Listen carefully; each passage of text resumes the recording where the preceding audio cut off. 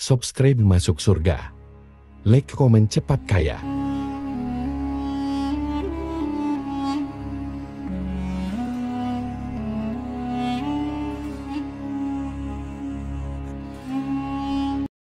Assalamualaikum warahmatullahi wabarakatuh. Para pemirsa YouTube sekalian, pada kesempatan hari ini saya akan membahas terkait dengan Nabi Sulaiman alaihissalam.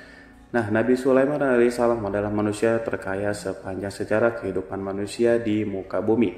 Dalam beberapa kitab suci seperti Al-Quran, Alkitab, Injil, Nabi Sulaiman alaihissalam dijelaskan sebagai manusia terkaya yang pernah hidup di muka bumi. Tidak ada satupun manusia yang bisa mengalahkan total kekayaannya. Hingga hari kiamat tiba, nanti para arkeolog telah menemukan situs peninggalan sejarah Islam yang mengungkap total kekayaan lebih dari Nabi Sulaiman alaihissalam.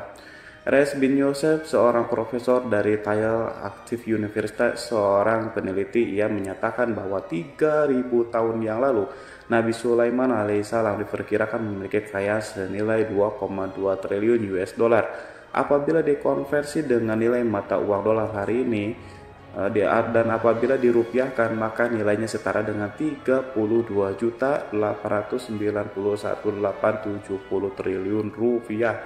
Nilai itu berkali-kali lipat lebih banyak dari total kekayaan negara Indonesia yang hanya mencapai 11,454 triliun rupiah per 31 Desember 2021. Nabi Sulaiman AS memiliki beberapa mukjizat, diantaranya dapat berbicara dengan bahasa binatang.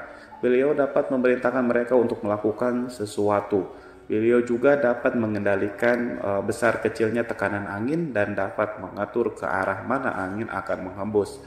Sehingga dengan itu Nabi Sulaiman dapat memanfaatkan angin sebagai kendaraannya dan juga kendaraan tentaranya. Nabi Sulaiman juga bisa melunakkan besi dan membentuk menjadi pakaian perang yang anti tusukan, senjata tajam. Tapi Nabi Sulaiman memimpin para jin, mereka tunduk dan patuh pada Nabi Sulaiman.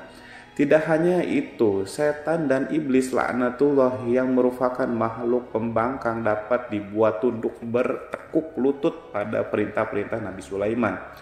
Bisa melakukan teleportasi, yaitu berpindah dari satu tempat ke tempat yang lainnya dalam waktu singkat. Peristiwa tersebut dibuktikan dengan pemindahan singgasana Ratu Bilqis atas perintah Nabi Sulaiman. Nabi Sulaiman juga dikenal sebagai raja yang adil dan bijaksana. Nabi Sulaiman diberkahi kecerdasan yang sangat luar biasa untuk menyatupadukan segenap kekuatan yang Allah berikan kepadanya. Ia mengelola dan membawa kerajaannya menjadi kekuatan raksasa yang tak terkalahkan di masanya. Dengan segenap kemampuan yang dimiliki, tentara Nabi Sulaiman adalah tentara terkuat di bumi tanpa ada yang menandinginya. Pertanyaan mendasar yang muncul kali ini adalah dari mana sumber kekayaan dan kekuatan Nabi Sulaiman alaihissalam? Untuk mendapatkan jawabannya dari pertanyaan itu, simak video ini sampai akhir. Sebelum itu, mari bantu channel ini untuk terus berkembang dengan cara subscribe dan nyalakan tanda loncengnya, juga like, komentar yang positif, berikan share juga pada video ini. Semoga bernilai amal jariah karena ikut mensiarkan kisah Islam pada masyarakat Islam dan dunia. Terima kasih. Bismillahirrahmanirrahim. Sesungguhnya kami benar-benar telah menaburkan ilmu kepada Daud dan Sulaiman. Keduanya berkata, segala puji bagi Allah yang melebihkan kami dari kebanyakan hamba-hamba yang mukmin. Sulaiman telah mewarisi Daud dan dia berkata, wahai manusia, kami telah diajari untuk memahami bahasa burung dan kami dianugerahi segala sesuatu. Sesungguhnya semua ini benar-benar karunia yang nyata. Quran Surat An-Naml ayat 15-16. Saudara-saudaraku yang dirahmati oleh Allah, pada ayat di atas disebutkan bahwa Sulaiman telah mewarisi Daud. Nabi Sulaiman mewarisi Nabi Daud dalam sisi kenabian dan kekuasaan, bukan mewarisi harta, karena para nabi tidak mewarisi harta. sebab sepeninggalan mereka harta para nabi menjadi sedekah bagi orang-orang yang ada di sekitar mereka, yaitu orang-orang fakir dan orang-orang yang membutuhkan, dan harta para nabi tidak dikhususkan bagi kalangan keluarganya. Rasulullah bersabda, kami para nabi tidak mewariskan. Nabi Sulaiman mewarisi kenabian dari Nabi Daud. Ini adalah hal yang jelas Allah telah memilihnya sebagai nabi dari Bani Israel. Begitu juga Allah telah memberinya kekuasaan kerajaan sehingga ia menjadi pemimpin Bani Israel. Barangkali sesuatu yang paling penting yang diwarisi oleh Nabi Sulaiman dari Nabi Daud adalah tradisi militer. Kemajuan militer yang dahsyat telah berpindah kepada Nabi Sulaiman. Nabi Daud sebenarnya adalah seorang pengembala kambing yang sangat miskin, tapi seiring dengan perjalanan waktu, ia menjadi komandan pasukan yang tiada tandingannya. Nabi Daud alaihissalam mengetahui bahwa kekuatan hakiki yang mengatur alam semesta adalah kekuatan Allah Subhanahu wa taala. Ketika Nabi Daud mengulurkan tangannya dan memegang potongan batu, lalu beliau melemparkannya dengan ketapelnya ke arah Jalut. Nah, kepala Jalut retak dan ambruk menghantam tanah. Ini sebagai bentuk demonstrasi kekuatan darinya. Kehadiran Nabi Daud mengubah pasukan Bani Israel, di mana mereka sebelumnya lari jika berhadapan dengan musuh, maka kini keberadaan mereka mulai diperhitungkan di masa kehidupan Nabi Daud. Mengalami peperangan yang sangat banyak, tapi Al-Quran tidak menceritakan secara terperinci hal itu. Al-Quran adalah kitab dakwah di jalan Allah, bukan kitab sejarah. Al-Quran hanya menceritakan di dalam Quran surat ayat 20, dan kami kuatkan kerajaan Daud. Ayat tersebut berarti bahwa Nabi Daud belum pernah terkalahkan dalam peperangan yang diikutinya.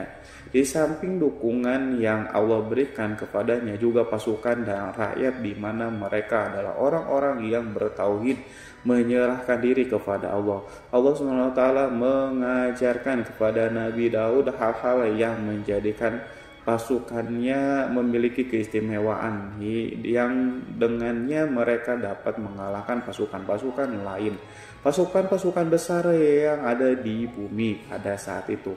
Allah Subhanahu wa taala telah berfirman dalam Quran surat Saba ayat 10, dan kami telah melunakkan besi untuknya. Baju besi mungkin akan menjadi masalah dalam benak kita ketika orang-orang akan berperang. Baju besi cukup mengganggu gerakan mereka. Kita bisa membayangkan ketika ada dua orang berperang, salah satunya dapat bergerak bebas sementara yang lainnya tidak leluasa bergerak karena tertahan dengan pakaiannya. Namun dengan kekuasaan Allah, Nabi Daud dapat melunakkan besi dan membuat baju besi menjadi ringan yang mudah untuk digunakan.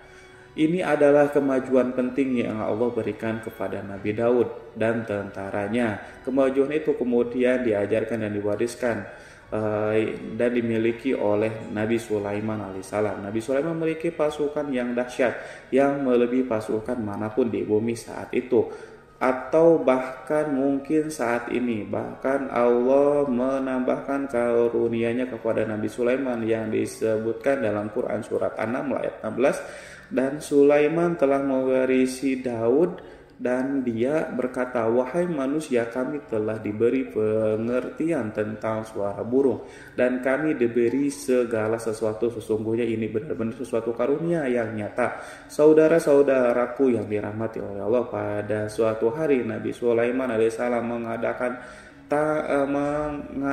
tangannya berdoa kepada Allah. Berdoa kepada Allah antara hati Nabi dan Allah tidak ada penghalang, tidak ada jarak, tidak ada sekat. Waktu tak ada satu pun dari para nabi yang berdoa kepada Allah. Wali doanya pasti dikabulkan. Doa Nabi Sulaiman alaihissalam direkam di dalam Quran surat Shad ayat 35. Nabi Sulaiman berkata, ya Tuhanku, ampunilah aku, anugerahkanlah kepadaku kerajaan yang tidak dimiliki oleh seorang pun sesudahku. Nabi Sulaiman menginginkan dari Allah suatu kerajaan yang belum pernah diperoleh oleh siapapun setelahnya. Allah Subhanahu wa taala mengabulkan doa Nabi Sulaiman dan memberinya kerajaan tersebut. Nabi Sulaiman mewarisi kekuasaan, kenabian, hikmah, ilmu dari Nabi Daud alaihissalam. Orang-orang menyebutnya Sulaiman al-Hakim, Sulaiman yang bijaksana. Kebijaksanaan Nabi Sulaiman tidak terbatas pada keadilannya di tengah-tengah manusia yang juga kasih sayangnya kepada mereka. Namun kebajikan Nabi Sulaiman juga berlaku di kalangan burung dan binatang lainnya. Nabi Daud juga mengenal bahasa burung, tetapi Nabi Sulaiman dapat berbicara dengan bahasa burung. Bahkan ia dapat menggantikannya sebagai pembantunya ketika Nabi Daud bertasbih, gunung-gunung dan burung-burung serta binatang buas ikut bertasbih bersamanya. Bahkan angin pun berhenti untuk mendengarkan tasbih itu. Sedangkan Nabi Sulaiman, Allah Subhanahu wa taala memberinya karunia lebih dari itu, di mana binatang-binatang buas tunduk padanya. Begitu juga angin dan burung. Saudara-saudaraku yang dirahmati oleh Allah, Nabi Sulaiman alaihissalam mampu mendengarkan bisikan semut yang berbicara kepadanya kepada sesamanya. Mereka bahkan ia mampu memerintahkan semut tersebut sehingga semut itu menjadi taat pada perintah pasukan Nabi Sulaiman. Nabi Sulaiman memiliki kekuatan yang sangat dahsyat di dunia. Belum pernah ada di dunia ini satu pasukan pun yang memiliki kekuatan seperti itu. Kekuatan Nabi Sulaiman berasal dari beberapa kombinasi yang sangat mengagumkan, sehingga karenanya ia tidak dapat tertandingi. Kekuatan itu terdiri dari manusia, binatang, jin, dan lain-lainnya. Sebagainya kita mengetahui bahwa jin adalah makhluk Allah dan manusia tidak mampu melihatnya atau menghadirkannya atau meminta pertolongan kepadanya. Sedangkan Nabi Sulaiman telah diberi Allah suatu kemampuan untuk menundukkan jin, memperkerjakan mereka sebagai tentara di tengah-tengah peperangan. Bahkan ia mampu menjadikan mereka sebagai pekerja-pekerja kasar di kerajaannya saat tidak ada peperangan. Maka karena itu ketika ada pasukan lain yang mencoba melawan pasukan Nabi Sulaiman, mustahil mereka akan mendapatkan kemenangan. Bahkan pasukan Nabi Sulaiman diperkuat oleh burung-burung di pasukan Nabi Sulaiman memerankan tugas penting, yaitu menjadi agen intelijen. Kita mengetahui bahwa peran informasi saat peperangan adalah hal yang penting, dan informasi tersebut pasukan dapat mengetahui keadaan lawannya. Demikian peranan burung pada pasukan Nabi Sulaiman. Ia terbang di tengah-tengah musuh, kemudian ia kembali pada Sulaiman untuk menyampaikan berita tentang keadaan lawannya. Di samping itu, jin burung Allah juga menundukkan angin untuk Nabi Sulaiman. Nabi Sulaiman dapat memerintahkan angin dan ia mampu untuk menaiki angin tersebut bersama tentaranya.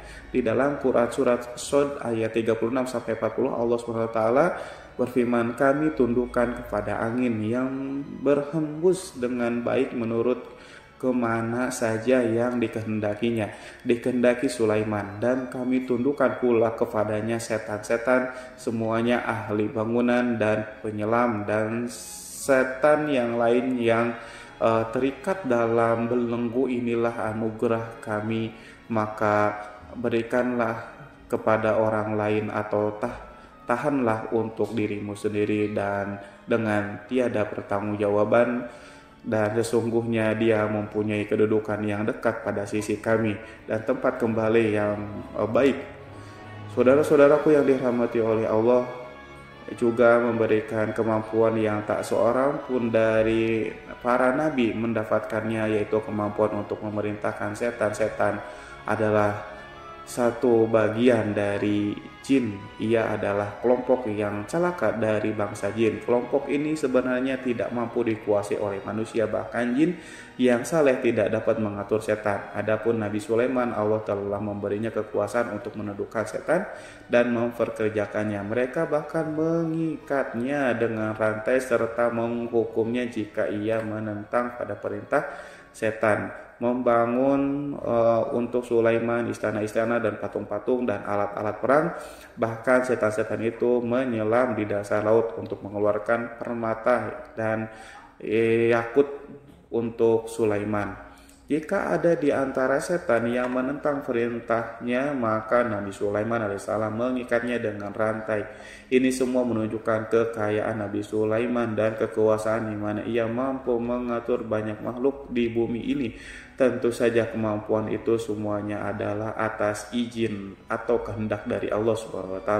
Sebagai mukjizat dari Allah SWT berfirman dalam Quran surat Saba ayat 12, dan sebagian dari jin ada yang bekerja di hadapannya di bawah kekuasaannya dengan izin Tuhannya, dan siapa yang menyimpang di antara mereka dari perintah kami, maka kami rasakan kepadanya azab neraka yang apinya menyala-nyala. Para jin itu membuat untuk Sulaiman apa yang dikehendakinya dari gedung-gedung yang tinggi dan patung-patung dan piring-piring yang besarnya seperti kolam atau periuk yang tetap berada di atas tungku. Saudara-saudaraku yang dirahmati oleh Allah, Nabi Sulaiman yang bijaksana adalah penguasa yang tak tertandingi di muka bumi ini.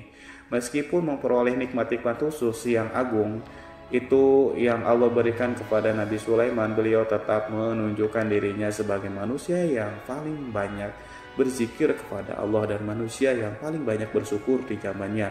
Saudara-saudaraku yang dirahmati Allah, sebagaimana Allah Subhanahu wa taala telah memberikan nikmat kepada ayahnya Nabi Daud alaihissalam, di mana ia mampu melunakkan besi dan Allah mengajarinya bagaimana cara mencairkan besi, maka Nabi Sulaiman alaihissalam dapat memanfaatkan tembaga yang cair untuk peperangan.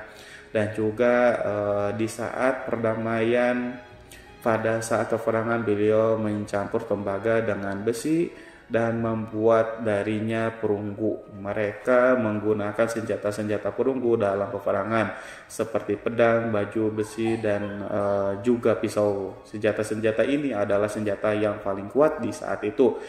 Sedangkan di saat damai, tembaga digunakan untuk membuat bangunan, perhiasan, dan sebagainya.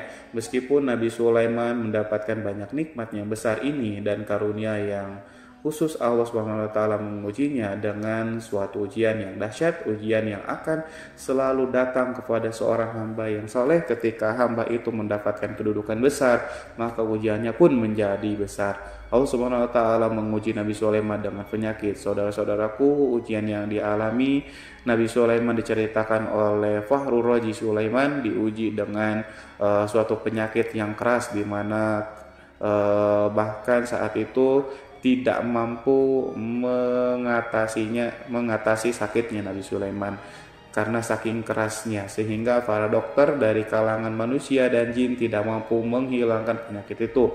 Lalu burung-burung menghadirkan rumput-rumput yang dianggap sebagai obat, tetapi Nabi Sulaiman tak kunjung sembuh. Semakin hari penyakit Nabi Sulaiman semakin menjadi-jadi, sehingga ketika Nabi Sulaiman duduk di atas kursi, ia duduk bagaikan tubuh tanpa roh, seakan-akan ia mati karena saking kerasnya penyakitnya.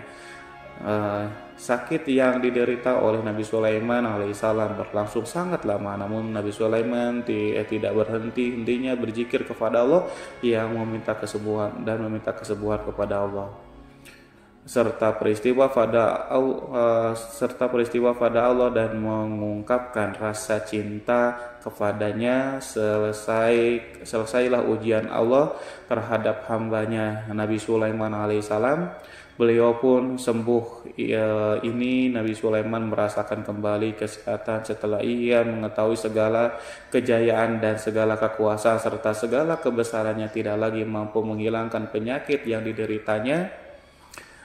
kecuali jika Allah menghendakinya. Saudara-saudaraku yang dirahmati oleh Allah, Nabi Sulaiman telah membangun tempat ibadah, tempat sujud, sehingga manusia menyembah Allah di dalam rumah itu, menunjukkan keunggulan seni arsitektur dan seni fahat. Orang-orang yang membangun rumah itu berjumlah puluhan ribu orang. Tentu setiap kelompok dari mereka memiliki pekerjaan masing-masing. Di antaranya mereka ada yang mencairkan tembaga, di antara mereka ada yang tukang pahat, ada juga tukang ukir, ada juga membelah batu, ada juga yang memotong-motong kayu, ada yang mendatangkan rumput-rumput dari Lebanon, ada juga yang mendatangkan emas dan menjadikannya lempengan-lempengan yang mengkilat untuk menutupi kayu, untuk melapisi dinding. Bahkan dari golongan jin pun membantu membangun rumah tersebut. Tentu sebagai perintah dan bimbingan Nabi Sulaiman, mereka membuat patung-patung yang besar, membuat bejana yang besar untuk tempat makan para tentara dan pekerja, yaitu bejana seperti gunung. Karena saking beratnya dan besarnya, mereka juga membuat tempat-tempat minum yang besarnya seperti kolam. Nabi Sulaiman mengawasi para pekerja dan juga mengurusi masyarakatnya, di mana beliau mengenali program mereka dan berusaha memecahkan. Beliau juga mengawasi pasukannya dari kalangan binatang dan burung. Beliau mengetahui apakah ada sesuatu di antara mereka yang tidak datang, tidak hadir, di mana ia pergi, serta mengapa ia pergi. Nabi Sulaiman menguasai pengetahuan itu semua. Nabi Sulaiman bukan hanya mengetahui problem tentaranya dari kalangan manusia dan juga tentaranya dari kalangan burung, namun ia juga menunjukkan kasih sayang terhadap semut, di mana beliau mendengar bisikan dan tidak suka untuk menginjakkannya. Nabi Sulaiman selalu menundukkan kepalanya ke bumi sebagai bentuk rasa rendah diri dan syukur kepada Allah SWT. Pada saat itu hari Nabi Sulaiman berjalan di depan tentaranya dan tiba-tiba ia mendengar suara semut yang berkata kepada teman-temannya dari kalangan semut, yaitu terekam dalam Al-Quran surat An-Nahl ayat 18 sampai 19. Wahai semut, semua masuklah ke dalam sarang-sarangmu agar kamu tidak terinjak oleh Sulaiman dan tentaranya, sedangkan mereka tidak menyadari. Nabi Sulaiman AS tersenyum mendengar itu, berarti ia berdoa, ya Allah Tuhanku, berilah aku ilham untuk tetap mensyukuri nikmat-Mu yang telah Engkau anugerahkan kepadaku dan kepada orang tuaku, ibu bapakku, dan untuk mengerjakan amal saleh yang Kau ridhoi, dan masuklah aku ke dalam rahmat-Mu dan dalam golongan hamba-hamba-Mu yang saleh. Saudara-saudaraku yang dirahmati Allah, meskipun Nabi Sulaiman mendapatkan kekuasaan dan memiliki tentara yang besar, namun beliau menunjukkan kasih sayang terhadap bangsa semut. Beliau mendengarkan fisiknya dan melihat semut yang ada di depannya. Oleh karena itu ia tak mungkin baginya untuk menginjak golongan semut itu. Nabi Sulaiman bersyukur kepada Allah yang telah memberinya nikmat itu, yaitu nikmat rahmat dan kasih sayang. Di samping itu, Nabi Sulaiman alaihissalam adalah orang yang paling kaya di dunia. Istananya terbuat dari kayu gaharu yang memiliki bau dan harum. Istananya terbuat dari emas dan terkadang dari kristal. Beliau juga memiliki kursi besar yang terbuat dari emas dan permata. Istana Nabi Sulaiman merupakan istana yang paling besar di dunia. Nabi Sulaiman menggunakan pakaian dari emas dan permata. Meskipun demikian, Nabi Sulaiman tetap menunjukkan sebagai hamba yang berserah diri dan rendah diri di hadapan Allah Subhanahu wa taala dan sederhana di depan manusia. Nabi Sulaiman yang merendahkan dirinya di hadapan Allah, ia selalu sujud kepada Allah sebagaimana ayahnya yang selalu bertasbih kepada Allah. Nabi Sulaiman selalu melantunkan lagu-lagu cinta ilahi dan hanya memuji Allah Subhanahu wa taala. Pada suatu hari Nabi Sulaiman mengeluarkan perintah kepada pasukannya untuk bersiap-siap. Kemudian Nabi Sulaiman keluar dan memeriksa pasukannya satu demi satu. Pasukannya diteliti. Kelompok yang pertama adalah kelompok manusia. Nabi Sulaiman perhatikan kesiapan mereka, lalu Nabi Sulaiman mengeluarkan perintah kepada mereka. Kemudian Nabi Sulaiman memeriksa kelompok jin dan menyampaikan perintahnya kepada mereka. Beliau memenjarakan jin yang tampak bermalas-malasan. Saat beliau saat bekerja, lalu beliau memeriksa binatang dan berkata kepada mereka, apakah mereka sudah makan dengan baik? Apakah mereka tidur dengan nyenyak? Apakah ada yang mengadu pada mereka, misalnya karena penyedia sesuatu atau karena makanan yang tidak layak? Apakah di sana ada yang sakit dan lain sebagainya? Semuanya diperiksa oleh Nabi Sulaiman. Ketika Nabi Sulaiman merasa puas dengan semuanya, Nabi Sulaiman memasuki tenda tempat berkumpulnya para burung. Nabi Sulaiman alaihissalam kemudian memasuki tenda tersebut dan mengamati keadaan di sekitarnya, sehingga beliau mengetahui bahwa ada satu burung yang tidak hadir, yaitu burung hudhud. Nabi Sulaiman alaihissalam kemudian berkata kepada yang diabadikan dalam surat An-Naml ayat 20, mengapa aku tidak melihat burung hudhud? Burung-burung yang lainnya tampak terdiam sebagai penghormatan dan mereka mendengarkan apa yang dikatakan pemimpin mereka, Nabi Sulaiman. Nabi Sulaiman mengarah ke pandangannya pada semua burung dan tidak menemukan burung hudhud di antara mereka. Tak seekor burung pun yang mengetahui keberadaan burung hudhud. Absen pada apel wajib kali ini, Nabi Sulaiman memulai menampakkan kemarahannya. Apakah dia termasuk yang tidak hadir? Tiba-tiba seekor burung kecil memberanikan diri untuk berkata kepada Nabi Sulaiman, wahai Nabi yang mulia, seharusnya hudhud ada bersamaku kemarin untuk melaksanakan tugas penyelidikan. Ia adalah pemimpin misi itu, namun burung hudhud belum datang. Oleh karena itu aku tidak pergi bersamanya. Burung itu tampak gemetar karena Nabi Sulaiman bahwa hudhud tidak hadir dan tak seorang pun mengetahui kemana ia pergi. Hudhud pergi tanpa terlebih dahulu meminta izin kepada Nabi Sulaiman dan tidak memberitahu kemana keberadaannya. Dalam keadaan marah, Nabi Sulaiman berkata, sesungguhnya aku benar-benar akan mengazabnya dengan azab yang keras atau benar-benar menyembelihnya, kecuali jika ia benar-benar datang kepadaku dengan alasan yang jelas. Kawanan burung-burung mengetahui bahwa Nabi Sulaiman sedang marah dan telah menetapkan untuk menyiksa burung hudhud atau menyembelihnya, atau justru memaafkan dengan syarat ia datang dengan membawa alasan yang dapat menyelamatkan, atau dengan kata lain burung hudhud dapat memastikan bahwa ia melaksanakan tugas yang penting. Nabi Sulaiman menunjukkan kemarahannya yang besar sehingga siapapun merasa takut pada Nabi Sulaiman marah, maka kemarahannya akan membelak kebenaran. Kemudian beliau dapat melaksanakan ancaman dengan cara yang mudah. Seekor burung tanpa gemetar ketakutan melihat kemarahan Nabi Sulaiman, lalu beliau mengeluarkan tangannya ke burung itu dan memegang kepalanya, sehingga burung itu pun merasa tenang dan merasa takutnya hilang. Nabi Sulaiman kemudian pergi dari tempat burung dan menuju istananya. Nabi Sulaiman masih memikirkan keadaan burung hudhud. Seharusnya burung hudhud menjadi bagian penting dari badan intelijen. Apakah ia pergi untuk menyingkap sesuatu atau apakah ia pergi hanya untuk bermain-main? Nabi Sulaiman alaihissalam telah memperhatikan dan mengetahui bahwa burung hudhud adalah seekor burung yang cerdik dan juga fasih berbicara. Terkadang Nabi Sulaiman mendapati burung hudhud sedang bermain-main dan menunda-nunda pekerjaannya.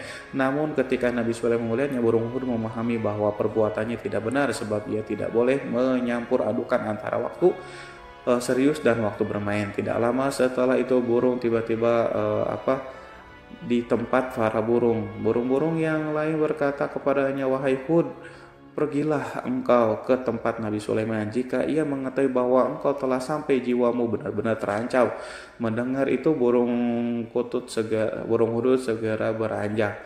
Ia terbang menemui Nabi Sulaiman. Pada waktu itu Nabi Sulaiman sedang duduk bersama tentaranya yang lain.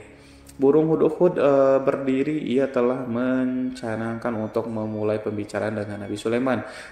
Sebelum Nabi Sulaiman banyak bertanya kepadanya kemana dia pergi, ia berbagi sebagai bukti bahwa hudhud telah melaksanakan sesuatu tugas yang penting. Dalam Quran surat An-Nahl ayat 22, Burung hudhud telah berbicara, aku telah mengetahui sesuatu yang kamu belum mengetahuinya, dan kubawa kepadamu dari negeri Sabah untuk berita penting yang diyakini seakan-akan burung hudhud hendak berkata, aku adalah hudhud yang miskin, tapi aku mengetahui apa yang tidak engkau ketahui, dan aku datang kepadamu dari kerajaan Sabah dengan membawa berita yang sangat penting.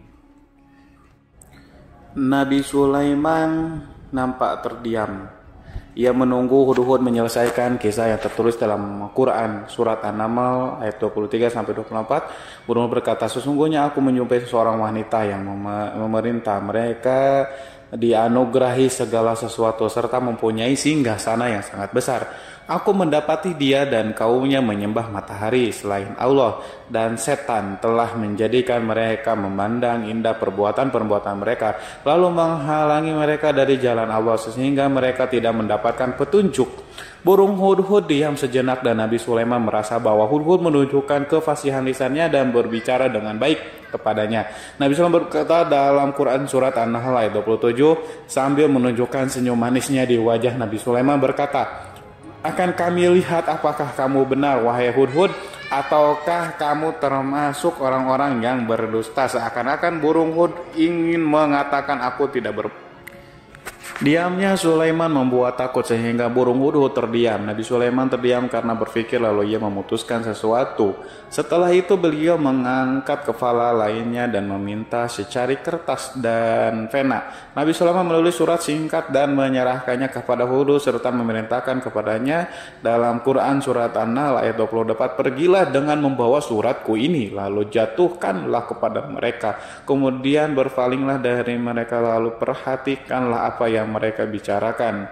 Al-Quranul Karim hanya ceritakan dalam Quran surat An-Naml bagaimana perginya hudhud dan bagaimana ia menyerahkan surat itu.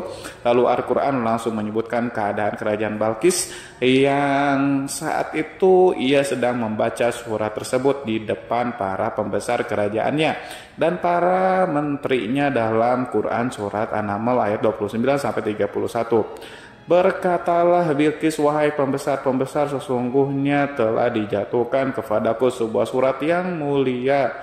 Sesungguhnya surat ini dari Sulaiman, dan sesungguhnya isinya dengan menyebut nama Allah yang Maha Pengasih lagi Maha Penyayang, bahwa janganlah kalian berlaku sombong terhadapku dan datanglah kepadaku sebagai orang-orang yang berserah diri. Saudara-saudaraku yang dirahmati Allah, dalam surat itu Nabi Sulaiman disebutkan hendaklah mereka menyerahkan diri dan tunduk kepada perintah Sulaiman. Nabi Sulaiman memerintahkan agar mereka meninggalkan penyembahan terhadap matahari. Nabi Sulaiman tidak mempersoalkan akidah mereka dan tidak memuaskan mereka dengan apapun. Nabi Sulaiman hanya memerintahkan bahwa ia berada di atas kebenaran, bukankah ia didukung kekuatan yang berlandaskan keyakinan dan dimilikinya. Nabi Sulaiman hanya memerintahkan mereka agar tunduk dan patuh kepadanya. Ratu Saba menyampaikan surat tersebut di tengah-tengah kaumnya. Dalam Quran surat An-Naml ayat 32 dijelaskan berkata Bilqis, wahai para pembesar, berilah aku pertimbangan dalam urusanku ini. Aku tidak pernah memutuskan sesuatu persoalan sebelum kamu berada dalam majelisku. Saudara-saudaraku yang dirahmati Allah, para pembesar istana Bilqis menentang surat tersebut. Isi surat itu membangkitkan kesombongan kaum Saba, di mana mereka merasa lebih kuat. Mereka mengetahui bahwa di sana ada seseorang yang mencoba menentang mereka dan mengisyaratkan peperangan kepada mereka. Lalu ia minta kepada mereka untuk memenuhi syarat-syarat sebelum terjadinya peperangan dan kekalahan dalam Quran surat An-Nahl ayat 33. Mereka menjawab, kita adalah orang-orang yang memiliki kekuatan dan juga memiliki keberanian yang sangat dalam. Peperangan dan keputusan berada di tanganmu, wahai rajaku. Maka pertimbangkanlah apa yang akan kamu perintahkan. Saudara-saudaraku yang dirahmati Allah, para pembesar kaum Sabah seakan ingin berkata kita siap untuk melaksanakan perang. Tampaknya ratu itu memiliki kebijakan yang lebih baik dari pembesar kaumnya. Surat Sulaiman itu membuatnya berpikir lebih jernih dan lebih berhati-hati. Ia berusaha sebisa mungkin menghindari peperangan. Ratu itu berpikir dalam tempo yang lama. Nama Sulaiman tidak diketahuinya dan ia pun belum pernah mendengarnya. Oleh karena itu ratu kaum Sabah tidak mampu mengetahui dan mendeteksi seberapa besar kekuatan Nabi Sulaiman. Boleh jadi Nabi Sulaiman memiliki kekuatan yang dahsyat sehingga ia mampu memerangi kekuasaannya dan mengalahkannya. Kemudian ratu memperhatikan apa yang ada di sekelilingnya. Ia melihat kemajuan masyarakat dan juga kekayaannya. Barangkali ia mengira bahwa Nabi Sulaiman iri terhadap kemajuan kekayaan itu, sehingga Nabi Sulaiman ingin menyerangnya. Setelah mempertimbangkan isi surat Nabi Sulaiman dengan cermat, Ratu Saba memilih untuk tidak bersikap sombong dan bodoh. Ratu lebih suka untuk menggunakan bahasa kelembutan. Ia mengirim kepada Nabi Sulaiman suatu hadiah yang besar. Ratu mengira bahwa Nabi Sulaiman seseorang yang ambisius, yang boleh jadi ia telah mendengar tentang kekayaan kerajaan Saba. Para utusan pergi dengan membawa hadiah dari Ratu Saba. Ratu berharap agar mereka dapat memasuki kerajaan Nabi Sulaiman dan akan mengetahui kondisi kerajaan. Saat mereka pulang, Ratu ingin mendengar secara langsung dari mereka tentang bagaimana keadaan kaum Nabi Sulaiman dan pasukannya. Setelah mendapatkan informasi yang cukup, maka Ratu Bilqis dapat membuat sesuatu keputusan yang tepat. Ratu menyembunyikan apa yang terlintas dalam pikirannya, lalu ia berbicara kepada pembesar istananya bahwa ia dapat menyingkapi niat jahat Raja Sulaiman. Lalu cara mengirimkan hadiah kepadanya. Ratu lebih memilih cara tersebut dan menunggu reaksi dari Nabi Sulaiman. Ratu berhasil memuaskan para pembesar istana dan untuk sementara ia menghilangkan ide untuk berperang. Karena para raja jika menyerang satu desa, maka pemimpin desa tersebut adalah orang yang paling banyak mendapatkan kehinaan dan kerjaan. Akhirnya para pembesar kaumnya merasa puas dengan pikiran Ratu Bilqis. Saudara-saudaraku yang dirahmati oleh Allah, dalam Quran surat An-Naml ayat 34-35 dijelaskan, Bilqis dia berkata sesungguhnya raja-raja apabila memasuki suatu negeri niscaya mereka akan membinasakannya dan menjadikan penduduknya yang mulia menjadi hina, dan demikian pula lah yang akan mereka perbuat, dan sesungguhnya aku akan mengirim utusan kepada mereka dengan membawa hadiah, dan aku akan menunggu apa yang akan dibawa kembali oleh utusan itu. Saudara-saudaraku yang dirahmati Allah, kemudian sampailah hadiah dari Ratu Bilqis kepada Nabi Sulaiman. Para intelijen Nabi memberitahunya bahwa utusan Bilqis datang dengan membawa hadiah. Nabi Sulaiman langsung mengetahui bahwa Ratu Bilqis itu sengaja mengirim orang-orangnya untuk mengetahui atau mendapatkan informasi tentang kekuatannya. Lalu setelah itu ia akan mengambil keputusan atau mengambil sikapnya kepada kerajaan Nabi Sulaiman.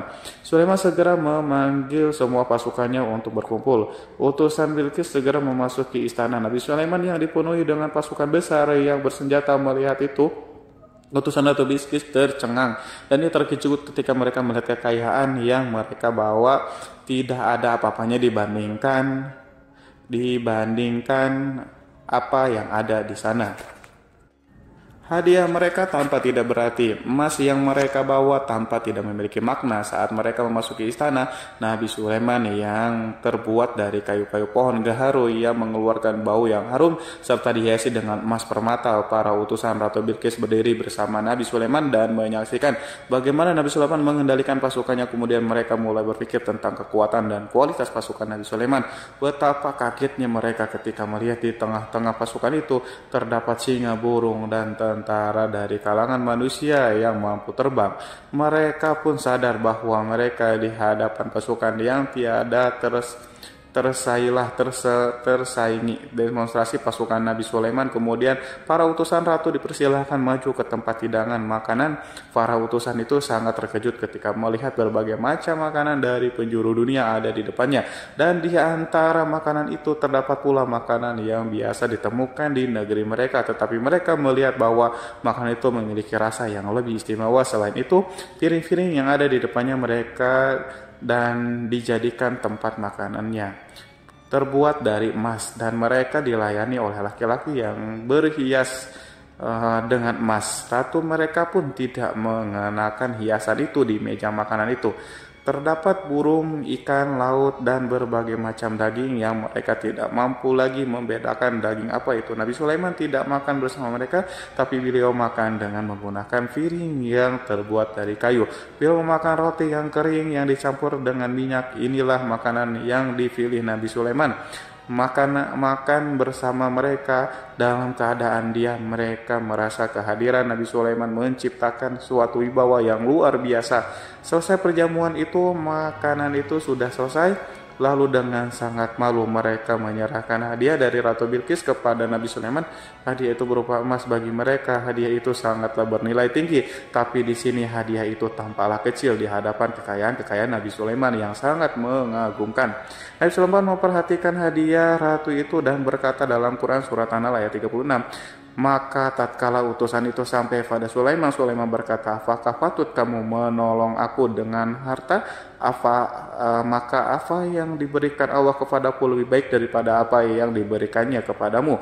Tetapi kamu merasa bangga dengan hadiahmu. Saudara-saudaraku, Raja Sulaiman menyingkap dengan kata-katanya yang singkat itu penolakannya terhadap hadiah mereka. Ia memberitahu utusan itu bahwa ia tidak menerima. Ia memberitahu utusan itu bahwa ia tidak menerima hadiah tersebut. Ia tidak merasa puas dengan hadiah itu. Yang membuatnya puas hanyalah, janganlah kalian berlaku sombong terhadapku dan datanglah kepadaku sebagai orang-orang yang berserah diri. Lalu Nabi Sulaiman berkata kepada mereka, pelan hal itu diabadikan dalam Quran surat An-Naml ayat 33. Kembalilah kepada mereka, sesungguhnya kami akan mendatangi mereka dengan bala tentara yang mereka tidak kuasa melawannya, dan pasti kami akan mengusir mereka dari negeri itu, yaitu negeri Sabah, dengan terhina, dan mereka akan menjadi tawanan yang hina. Saudara-saudaraku yang dirahmati oleh Allah, Nabi Sulaiman kemudian meninggalkan para utusan ratu setelah terlebih dahulu mengancam mereka. Para utusan itu mengharap agar lebih Sulaiman mau menunggu kunjungan Ratu Bilqis sendiri yang akan membawa misi perdamaian. Akhirnya sampailah para utusan Ratu Bilqis ke negeri Sabah. Mereka segera menuju ke istana sang ratu. Mereka memberitahu bahwa negeri mereka ada di ujung tanduk. Mereka menceritakan kepada ratu tentang kekuatan Nabi Sulaiman dan tidak mungkin bagi mereka mampu melawannya. Mereka meyakinkan Ratu Bilqis bahwa ia harus mengunjunginya dan melihat sendiri bagaimana kebesaran kerajaan Nabi Sulaiman. Kemudian ratu menyiapkan dirinya untuk pergi menuju kerajaan Nabi Sulaiman dan sudah duduk di kursi kerajaan di tengah-tengah para pembesarnya dan para menterinya serta para komandan pasukan. Beliau berpikir tentang sosok Bilqis. Sulaiman mengetahui bahwa Bilqis menuju tempatnya. Meski dikelilingi rasa takut, Nabi Sulaiman berpikir sejenak tentang bagaimana matahari disembah. Ia memikirkan bagaimana informasi yang diterima oleh intelijennya tentang kemajuan kerajaan Bilqis dalam bidang kesenian dan ilmu pengetahuan. Nabi Sulaiman bertanya kepada dirinya sendiri, apakah kemajuan menjadi penghalang untuk mengetahui kebenaran?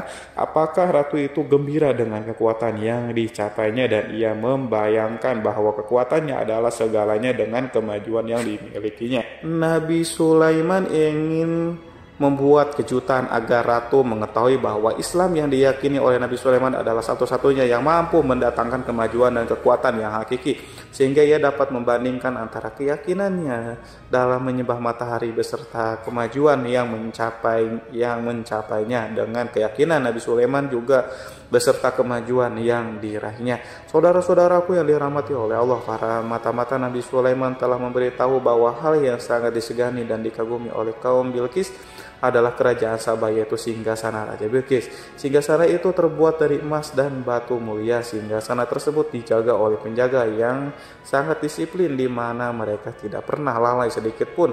Oleh karena itu sangat tepat apabila Nabi Sulaiman menghadirkan singgasana di sini di kerajaannya, sehingga ketika ratu tiba maka ia dapat duduk di atasnya. Nabi Sulaiman ingin membuat kejutan kepadanya dan menunjukkan bahwa kemampuannya tersebut yang berlandaskan pada keislaman. Nabi Sulaiman melakukan yang demikian itu dengan harapan agar si ratu tunduk kepadanya. Ide itu terlintas dalam diri Nabi Sulaiman, lalu ia mengangkat kepalanya dan menoleh kepada anak buahnya.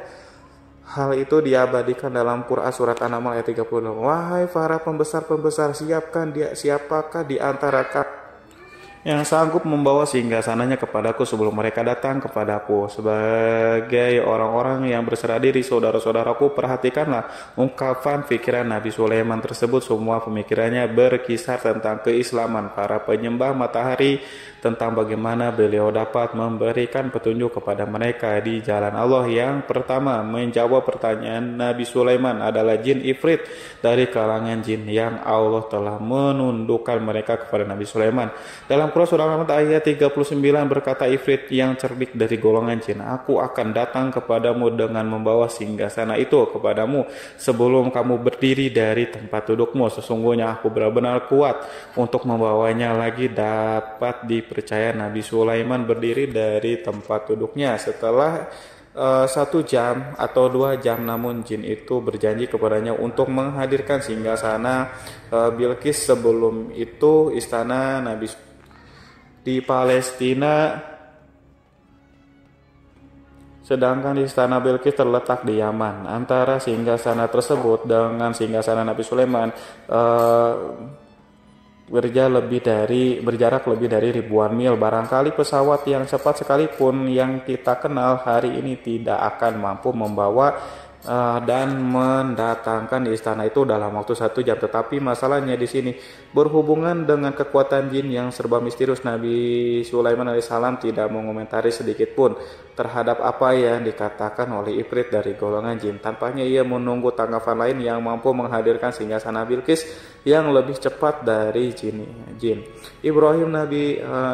Nabi Sulaiman menoleh kepada seseorang di sana yang duduk di atas naungan. Hal itu diceritakan dalam Quran surat An-Naml ayat 40. Berkatalah seorang yang mempunyai ilmu dari Alkitab, aku akan membawa singgasana itu kepadamu sebelum matamu berkedip. Maka tatkala Sulaiman melihat singgasana itu terletak di hadapannya, ia pun berkata, ini termasuk karunia Tuhanku untuk mencoba aku. Apakah aku akan bersyukur atau mengingkari nikmatnya? Dan barang siapa yang bersyukur, maka sesungguhnya dia bersyukur untuk kebaikan dirinya sendiri. Dan barang siapa yang ingkar, maka sesungguhnya Tuhanku maha kaya lagi maha mulia. Saudara-saudaraku, belum lama seseorang yang mempunyai ilmu Alkitab itu menyatakan kalimatnya, sehingga singgasana itu tiba-tiba ada di depan Nabi Sulaiman yang mampu menghadirkan singgasana itu lebih cepat atau lebih sedikit dari kedipan mata. Ketika mata itu tertutup dan terbuka, Al-Quranul Karim tidak menyingkap kepribadiannya. Seseorang yang menghadirkan singgasana itu, Al-Quran hanya menggarisi bahwa orang itu mempunyai ilmu dari Alkitab. Al-Quran tidak menjelaskan kepada kita apakah ia seorang malaikat atau manusia atau jin atau Al-Quranul Karim sepertinya ingin menyembunyikan identitas orang tersebut. Al-Quran sengaja tidak menyingkap hakikat kitab yang dimaksud. Saudara-saudaraku yang dirahmati Allah, setelah melintas singgasana itu, Nabi Sulaiman bersyukur kepada Allah. Ia mulai memperhatikan singgasana sang ratu. Singgasana tersebut merupakan simbol pembangunan dan juga kemajuan, tetapi tampaknya ia hanya sesuatu yang biasa saja jika dibandingkan dengan kekuatan dan kekuasaan. Khawatir kebesaran ciptaan yang dibuat oleh manusia dan jin di kalangan Nabi Sulaiman memikirkan dalam tempo yang sangat lama singgasana Ratu Bilqis itu. Kemudian beliau memerintahkan agar singgasana itu diperbaiki sehingga saat Ratu Bilqis datang, Nabi Sulaiman akan memujinya. Apakah Ratu Bilqis dapat mengenali singgasananya ataukah tidak? Di dalam Al-Quran surat An-Naml ayat 21 Nabi Sulaiman berkata, ubahlah baginya singgasana maka kita akan melihat apakah dia mengenal ataukah dia termasuk orang-orang yang tidak mengenalnya. Saudara-saudaraku yang dirahmati Allah, Sulaiman memerintahkan agar dibangun istana yang akan digunakan untuk menyambut Ratu Bilqis. Nabi Sulaiman memilih tempat di laut dan ia memerintahkan agar dibangun suatu istana di mana sebagian besarnya terdiri dari air laut. Nabi Sulaiman memerintahkan agar lantainya itu terbuat dari kaca yang tebal dan kuat. Sehingga orang-orang yang berjalan di atas istana itu akan dapat melihat di bawahnya ada ikan-ikan yang berwarna-warni yang berenang-renang, dan mereka akan melihat rumput-rumput laut yang bergerak-gerak. Akhirnya terselesaikanlah pembangunan istana itu. Saking bersihnya kaca lantai sehingga tampak di sana tidak ada kaca burung. Burung pun memberitahu Nabi Sulaiman bahwa Bilqis telah sampai di dekat kerajaannya. Kemudian Ratu Bilqis datang. Al-Quran tidak menyebutkan keadaan Nabi Sulaiman saat menyambut Bilqis, namun Al-Quran menunjukkan dua sikap Ratu Bilqis. Pertama, bagaimana sikap Bilqis ketika pertama kali melihat singgasananya yang datang mendahulunya, padahal ia telah meninggalkannya. Pengawalnya untuk tetap setia menjaga singgasananya. Keadaan kedua adalah keadaan di depan istana yang dibangun untuk penyambutan Ratu Bilqis. Istana penuh dengan permata yang berenang di bawahnya, ikan-ikan. Dalam Quran surat An-Nahl ayat 42 dijelaskan, dan ketika Bilqis datang ditanyakanlah kepadanya, serupa inikah singgasanamu Bilqis? Menjawab seakan-akan singgasana ini adalah singgasanaku. Kami telah diberi pengetahuan sebelumnya dan kami adalah orang-orang yang berserah diri. Saudara-saudaraku, pada dialek di atas Bilqis melihat singgasananya dan ia tercengang saat mengetahui bahwa itu adalah singgasana miliknya. Namun ia kemudian mulai ragu karena melihat tidak sepenuhnya itu singgasana miliknya. Jika itu benar-benar miliknya, lalu bagaimana ia datang mendahulinya? Dan bila bukan singgasananya, maka bagaimana Sulaiman dapat meniru sepersis dan seteliti itu, padahal Sulaiman tidak pernah sekalipun pergi ke kerajaannya. Nabi Sulaiman berkata saat melihat Bilqis mengamati singgasananya, apakah ini singgasanamu? Dia sangat kebingungan, namun setelah itu ia menjawab, sepertinya benar. Nabi Sulaiman berkata lagi, kami telah diberi ilmu sebelumnya, dan kami sebagai orang-orang muslim saudara-saudaraku yang dirahmati oleh Allah. Melalui pertanyaan itu Nabi Sulaiman ingin mengisyaratkan kepada Bilqis agar ia membandingkan antara keyakinannya beserta ilmu yang dicapainya dengan keyakinan Nabi Sulaiman yang muslim beserta kata pengetahuan yang telah diraihnya penyembahan terhadap matahari dan pencapaian ilmu yang dicapai oleh Bilqis, tanpa tidak ada apa-apanya dibandingkan dengan ilmu Nabi Sulaiman dan keislamannya. Nabi Sulaiman telah mendahulunya dengan bidang ilmu karena keislamannya. Karena itu sangat mudah baginya untuk mengungguli Bilqis. Dalam ilmu-ilmu yang lainnya, demikianlah yang diisyaratkan pernyataan Sulaiman kepada Bilqis. Sahabat itu mengetahui bahwa ini adalah singgasananya, di mana singgasana itu datang lebih dulu daripada dirinya. Beberapa bagian darinya telah diubah saat Bilqis masih di dalam perjalanan menuju ke tempat Nabi Sulaiman. Ia berpikir kemampuan apa yang dimiliki oleh Nabi Sulaiman. Ratu Bilqis tercengang melihat apa yang disaksikannya, yang berupa buah dari keimanan Nabi Sulaiman dan hubungannya dengan Allah SWT. Sebagaimana Bilqis juga tercengang ketika melihat kemajuannya di bidang ilmu pembangunan, seni, dan ilmu-ilmu yang lainnya. Maka ia lebih kagum lagi saat melihat hubungan yang kuat antara keislaman Nabi kiriman dengan ilmunya, serta kemajuan yang diraihnya. Dalam Quran surat An-Nahl ayat 44 dijelaskan, dan apa yang disembahnya selama ini selain Allah mencegahnya untuk melahirkan keislamannya, karena sesungguhnya ia terdahulu termasuk orang-orang yang kafir. Saudara-saudaraku yang dirahmati Allah, tergoncanglah dalam benak Bilqis ribuan hal yang melihat keyakinan kaumnya runtuh di hadapan Nabi Sulaiman, yang menyadari bahwa matahari yang disembahnya hanya merupakan ciptaan Allah, di mana ia menggerakkannya untuk hamba-hambanya. Lalu terbitlah matahari, kebenaran dalam dirinya atau hatinya diterangi oleh cahaya baru yang tidak akan tenggelam seperti tenggelamnya matahari. Masa keislamannya hanya menunggu waktu saja. Ratu Bilqis memilih waktu yang tepat untuk mengumumkan keislamannya. Allah SWT berfirman dalam Quran surat An-Nahl ayat 44, dikatakan kepadanya, masuklah ke dalam istana. Maka tatkala ia melihat lantai istana itu, dikiranya kolam air yang besar, dan disingkapnya dua betisnya Berkatalah Sulaiman, sesungguhnya ia adalah istana licin yang terbuat dari kaca. Berkatalah Balkis, wahai Tuhanku, sesungguhnya aku telah berbuat zalim terhadap diriku dan aku berserah diri bersama Sulaiman kepada Allah Tuhan semesta alam. Saudara-saudaraku yang dirahmati Allah, dikatakan kepada Balkis, masuklah ke dalam istana. Ketika ia masuk, maka ia tidak menyaksikan adanya kaca, tetapi ia melihat air sehingga ia mengira akan bersinggungan dengan air laut. Lalu ia menyingkapkan sedikit bajunya agar bajunya tidak basah. Nabi Sulaiman mengingatkan tanpa melihatnya agar ia tidak khawatir terhadap pakaiannya, karena pakaiannya tidak akan basah sebab di sana tidak ada air, itu sekedar kaca yang halus, yang saking halusnya sehingga ia tidak tampak pada kesempatan. Pada kesempatan itu Balkis mengumumkan keislamannya yang mengakui kelaliman dirinya, dan ia menyatakan menyerahkan diri kepada Nabi Sulaiman dan kepada Allah Tuhan semesta alam. Lalu kaumnya pun mengikutinya dan mereka tidak memeluk Islam. Balkis menyadari ia berhadapan dengan penguasa yang terbesar di bumi dan salah satu Nabi Allah yang mulia. Untuk pertama kalinya wajah Sulaiman tampak dihiasi dengan senyuman yang menunjukkan kepuasannya sejak Balkis mengunjunginya. Demikianlah Sulaiman mewujudkan kejayaan yang hakiki dan menyebarkan cahaya Islam di muka bumi. Saudara-saudaraku, Al-Quran tidak menyebutkan kisah Balkis setelah keislamannya. Para ahli tafsir mengatakan bahwa ia menikah dengan Nabi Sulaiman. Selain itu, ada yang mengatakan bahwa ia menikah dengan salah satu orang dekat Nabi Sulaiman.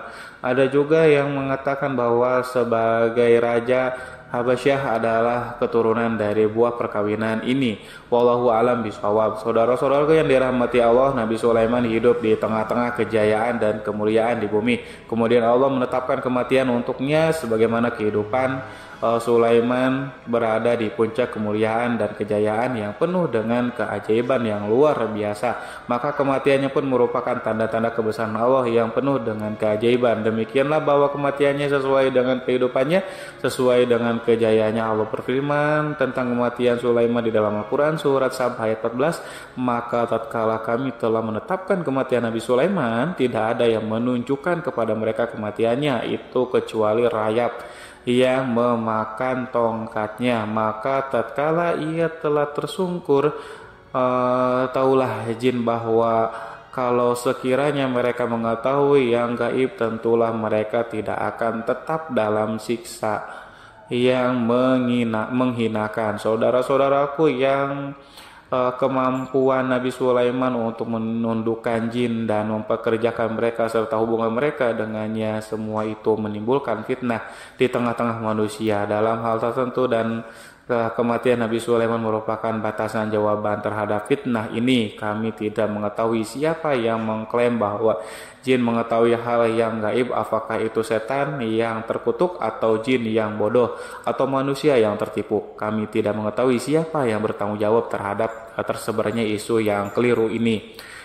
Yang kita tahu adalah bahwa hal tersebut adalah mempengaruhi sebagian manusia dan jin. Barangkali manusia berkata kepada diri mereka, selama jin melakukan perbuatan yang luar biasa ini, maka apa gerangan yang menjadikan mereka tidak mengetahui hal yang gaib? Manusia itu lupa bahwa kunci kegaiban berada di tangan Allah. Masalah ilmu gaib tidak akan mampu dikuasai oleh jin, manusia, para nabi, dan semua makhluk.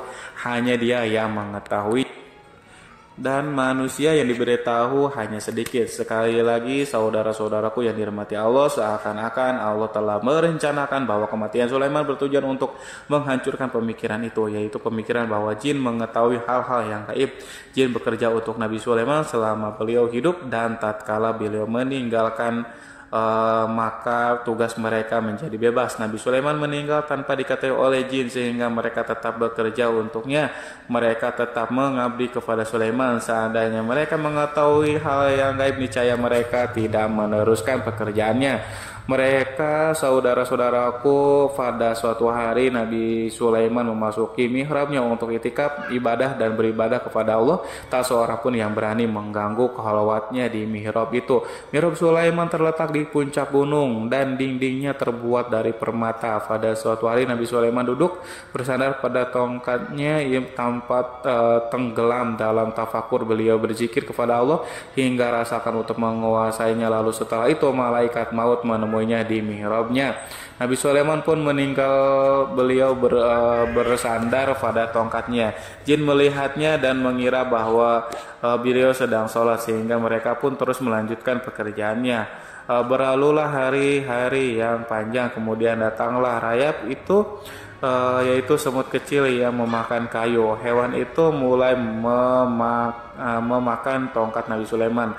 Rayap itu tampak lapar. Sebagian dari tongkat Nabi Sulaiman dimakan beberapa hari oleh rayap.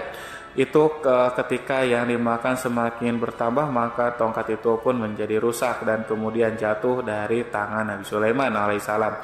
Tubuh mulia itu kehilangan pertimbangan dan kemudian jatuh terhempas di bumi. Tatkala tubuh suci itu tersungkur, maka manusia segera menuju ke arahnya.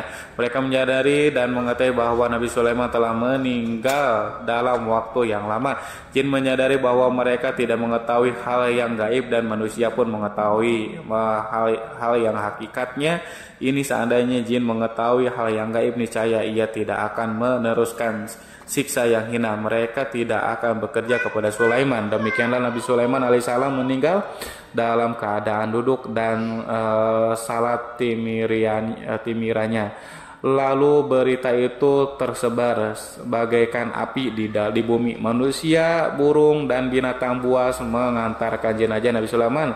Sekawanan burung tanpa sedih dan menangis. Semua makhluk bersedia. Akhirnya tak seorang pun mengetahui bahwa burung di bumi meninggal seorang yang memahami pembicaraan burung, binatang-binatang, jin, dan yang lainnya. Sebagian burung-burung itu berkata betapa beratnya kehidupan di tengah orang-orang yang tidak mengetahui pembicaraan kita. Wallahu a'lam bishawab. Wassalamualaikum warahmatullahi wabarakatuh.